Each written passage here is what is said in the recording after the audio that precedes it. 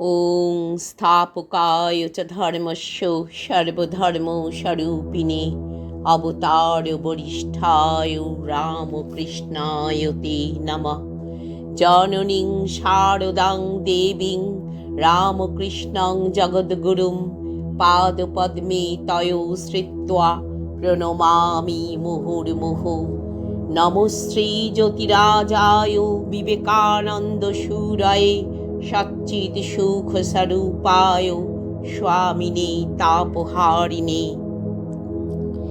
ঠাকুর, মা ও স্বামীজির চরণে আভূমি লুণ্ঠিত প্রণাম জানিয়ে শুরু করছে শ্রী অচিন্ত্য কুমার সেনগুপ্তের পরম পুরুষ শ্রী শ্রী রামকৃষ্ণের 22তম দিনের পাঠ।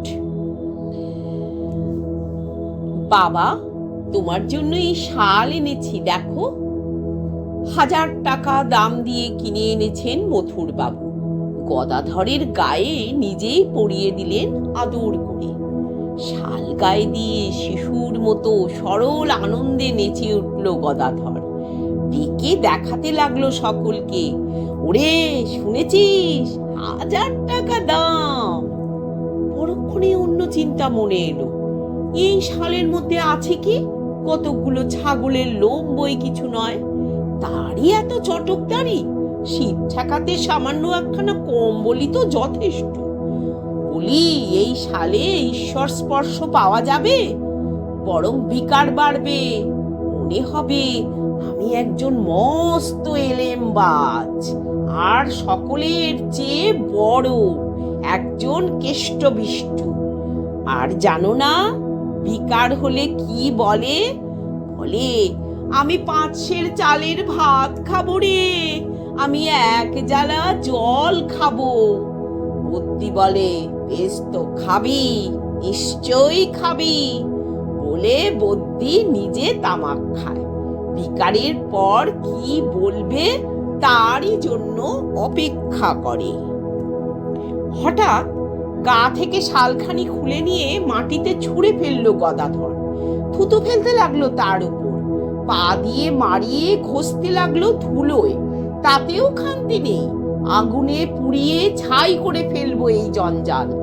কি একজন ছুটে এসে উদ্ধার করে শালখানি।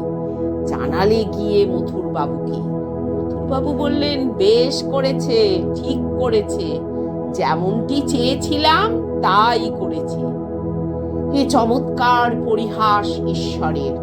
গদাধরকে কয়েকদিনের জন্য নিজের কাছে জানবাজারের বাড়িতে নিয়ে এসেছেন মথুর বাবু। সোনার থালায় করে ভাত খেতে দেন, রূপোর বাটিতে করে পঞ্চব্যঞ্জন। যে খাচ্ছে তার কিন্তু থালা বাটির দিকে নজরও নেই। খাওয়া শেষ হলে চেয়েও দেখে না এঁটো বাসনের কি হলো।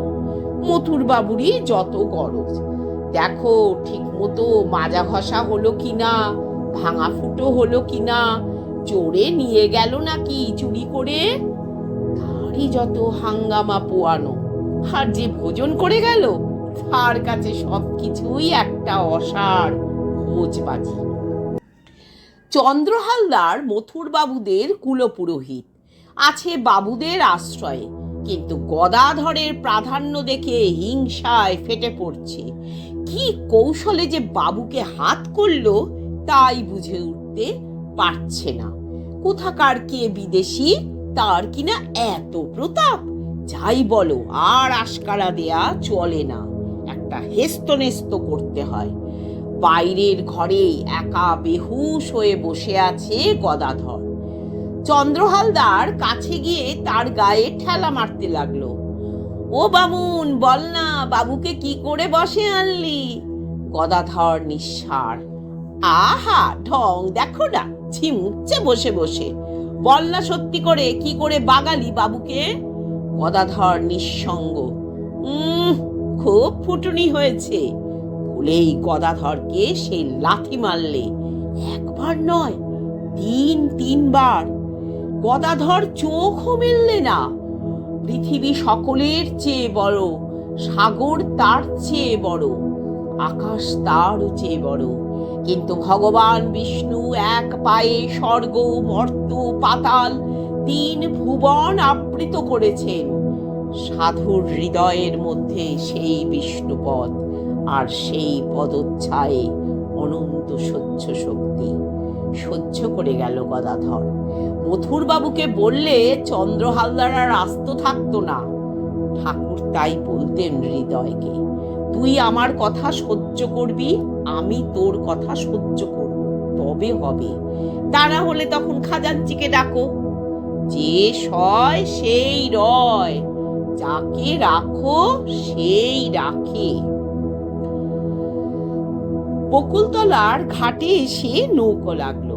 সকালবেলা দক্ষিণেশ্বরের বাগানে গদাধর ফুল তুলছে। সহসা চোখ পড়ল ঘাটের দিকে। কে এলো নৌকোয়? আশ্চর্য, স্ত্রীলোক। কিন্তু এ কি তার অদ্ভুত বেশবাস! পরনে গেরুয়া, হাতে ত্রিশূল, ঘাড়ে পিঠে অসম্বদ্ধ চুল। এই যে সন্ন্যাসিনী, এখানে এলো কি করে? এখানে তার কি কাজ? কে তাকে পথ দেখালো? তাড়াতাড়ি নিজের ঘরে ফিরে এলো গদাধর। ডাকলে হৃদয়কে, ওরে দেখ গিয়ে, ঘাটে এক ভৈরবী এসেছে। কি তার গায়ের রং, কি তার চোখের ছটা, কি তার ভঙ্গির তেজ! চাঁদনিতে রয়েছে। যা, তাকে গিয়ে ডেকে নিয়ে আয় এখানে। হৃদয় তো অবাক। সে এখানে আসবে কেন? তুমি ডাকলে তার কি? তুই যা না, গিয়ে বল আমি এখানে আছি, তাহলেই সে আসবে। তাই গেল হৃদয়। গিয়ে দেখলো ঘাটের চাঁদনিতে ভৈরবী বসে আছে চুপচাপ, যেন বা তারই সংবাদের প্রতীক্ষায়। বললে তার মামার কথা, মামা যেতে বলেছে তাকে। হৃদয় তো অবাক। এক বাক্যে উঠে পড়ল ভৈরবী, বিনা প্রশ্নে অনুসরণ করলে। চলে এলো গদাধরের ঘরের দরজায়। গদাধরকে দেখেই আনন্দে আর বিস্ময়ে কেঁদে ফেলল। বললে উচ্ছ্বসিত হয়ে, বাবা তুমি এখানে? শুধু এইটুকু জেনেছি তুমি গঙ্গা তীরে আছো। সেই থেকে খুঁজে বেড়াচ্ছি তোমাকে, এতদিনে দেখা পেলাম। বছর 40 বয়স হবে ভৈরবীর। অভিভূতের মতো তার দিকে তাকিয়ে রইল গদাধর। বললে, আমাকে তুমি খুঁজে বেড়াচ্ছ মা, কিন্তু আমার কথা তুমি জানলে কি করে? মা মহামায়া জানিয়ে দিলেন। বললেন এই তিনজনের সঙ্গে গিয়ে দেখা করো। তিনজন? হ্যাঁ, আর দুজনের সঙ্গে পূর্ব বাংলায় দেখা হয়েছে। বাকি তোমাকেই এতদিন খুঁজছিলাম। গৃহহারা শিশু যেন মাকে ফিরে পেয়েছে, এমনি আগ্রহে গদাধর আঁকড়ে ধরল ভৈরবীকে। কত দিনের কত সুখ দুঃখের কথা বলতে বাকি। মাগো, সব বলি তোকে বসে বসে। বাহ্য জ্ঞান থাকে না, অলৌকিক কত কি দেখি শুনি, সমস্ত গা জ্বলে পুড়ে যায়, চোখের পাতা এক করতে পারি না। সবাই বলে পাগল হয়ে গেছি। তাই কি সত্যি? রাত দিন মাকে ডেকে ডেকে শেষে পাগল হয়ে গেলাম। মাকে ডাকার এই পরিণাম। কে তোমাকে পাগল বলে? ভৈরবীর কণ্ঠ থেকে অমৃত আশ্বাস ঝরে পড়ল। একে বলে মহাভাব। এ ভাব চেনে এখানে এমন কারু সাধ্যি নেই। তাই যেমন সব পণ্ডিত, তেমনি সব ভাষ্য। মহাভাব? গদাধরের দুই উন্নিদ্র চক্ষু জলজল করে উঠল। হ্যাঁ, এই ভাব হয়েছিল রাধারানীর, এই ভাব হয়েছিল শ্রী চৈতন্যের। ভক্তিশাস্ত্রে এসব লেখা আছে, আমি পড়ে সব দেখিয়ে দেব তোমাকে, মিলিয়ে মিলিয়ে দেখিয়ে দেব। ভৈরবী তার ঝুলি ঘাটতে লাগলো। ঝুলিতে খান কয়েক পুঁথি আর দু একখানা কাপড়, জীবনের পথ বাহনের যা কিছু সম্বল। দেবীর কিছু প্রসাদ খাও মা। কিছু মাখন আর মিছরি ভৈরবীকে নিবেদন করলো গদাধর। কিন্তু ছেলে না খেলে কি মা আগে খায় কখনো? গদাধর তাই মুখে দিলে খানিকটা, তবেই ভৈরবী জলযোগ করলে। কিন্তু কে মা তুমি, সংসার ত্যাগিনী? কেন তোমার এই সন্ন্যাস সজ্জা? কেউ কিছুই জানে না, আমিও না।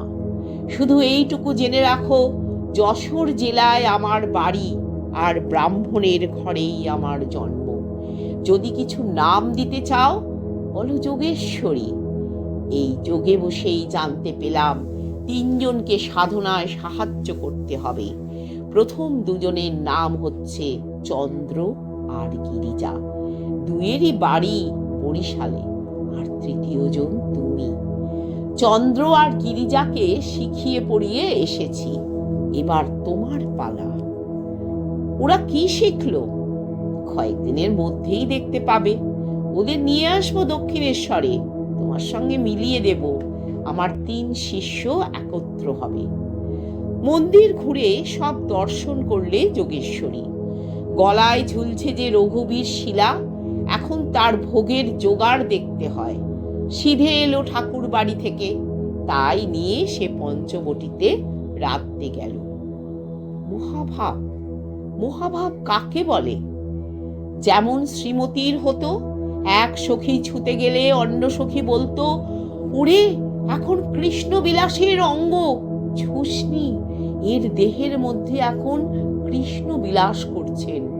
মহাভাব ঈশ্বরের ভাব, দেহ মনকে তোলপাড় করে দেয়, যেন একটা মস্ত হাতি নাড়াকুচির কুড়ে ঘরে গিয়ে ঢুকছে। ঘর চুরমার। ঈশ্বরের বিরহ আগুন প্রলয়ের আগুনের মতো। সে কি সামান্য? রূপ সনাতন যে গাছের তলায় বসতেন, সে গাছের পাতা ঝলসা পোড়া হয়ে যেত। এই অবস্থায় 3 দিন ঠায় অজ্ঞান হয়েছিলাম, বললেন একদিন ঠাকুর। অনড় হয়ে পড়েছিলাম এক জায়গায়। হুঁশ হলে বামনি আমায় ধরে স্নান করাতে নিয়ে গেল, কিন্তু আমার গায়ে হাত ঠেকাবার কি জো আছে? মোটা চাদর দিয়ে আমায় ঢেকে দিলে, সেই চাদরের উপর দিয়ে ধরলে আমাকে, ধরে নিয়ে গেল গঙ্গায়। গায়ে যে সব মাটি লেগেছিল পুড়ে গিয়েছিল। শ্রীমা বলতেন, ঠাকুরের যখন মহাভাব হতো, মনে হতো বুকের ভিতর যেন 7টা আগুনের তাওয়া জ্বলছে। বলতে বলতে ভাবার উড়ো হতেন। আহা, সে কি গায়ের রং! সোনার ইষ্টকবচের সঙ্গে গায়ের রং মিশে থাকতো। যখন তেল মাখিয়ে দিতুম, দেখতুম সব গা থেকে যেন জ্যোতি বেরোচ্ছে। যখনই কালীবাড়িতে পার হতেন, সব লোক দাঁড়িয়ে পড়তো, বলতো, ওই তিনি যাচ্ছেন। বেশ মোটাসোটা ছিলেন। ছোট্ট তেল ধুতিটি পরে যখন থসথস করে গঙ্গায় নাইতে যেতেন, রূপের সে কি ঢেউই উঠত। বেড়ার ফাঁকে দাঁড়িয়ে চোখ ভরে দেখতুম। মথুরবাবু একখানা পিড়ে দিয়েছিলেন, বেশ বড় পিড়ে। যখন খেতে বসতেন, তখন তাতেও বসতে কুলোতো না, ঝাঁপিয়ে পড়তেন। আমাকে তিনি কি বলতেন জানো?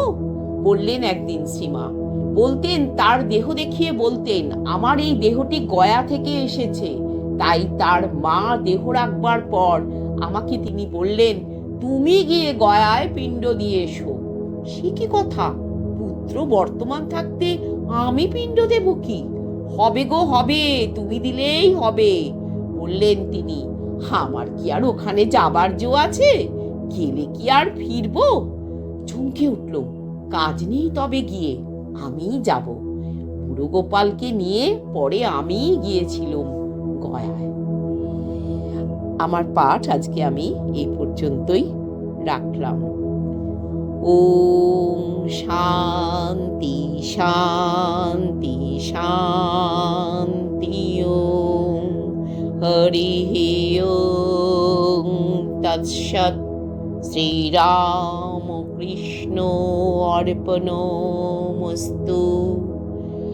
ঠাকুর, মা ও স্বামীজির চরণে আভূমি লুণ্ঠিত প্রণাম জানালাম।